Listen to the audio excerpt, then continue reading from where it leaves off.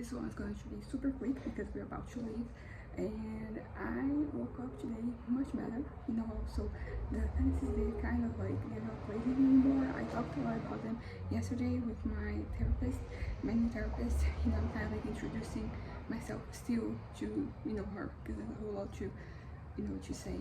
And we talked about, I talked about the past, the ones in the past, the ones in the present. And today I woke up with like feeling less, also the things that were kind of like hurting me yesterday, they are less so. And I think they might have to do with those conversations. And also I feel like I'm in the right path to kind of like for this current ones, for them to just live and not bother me anymore. I was kind of like reminded of one offense that I had that it lasted for like a whole decade, and eventually it left me.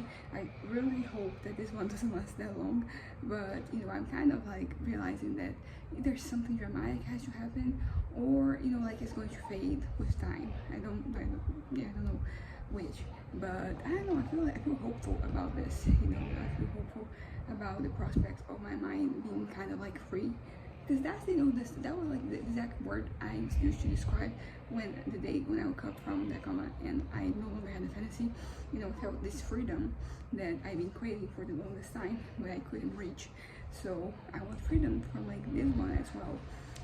And I don't know. I think like I still have events happening here and there in my head, but I think that I am less engaged possibly. And also, as I said, the biggest thing was things that were kind of like affecting me, emotionally. Some situations that were occurring, and they had to do with like fantasy. Basically, they were kind of like things that were happening in the IRL that were like previously only in my head, and it's frustrating because I wanted those things to happen, to me. Yeah, for a living.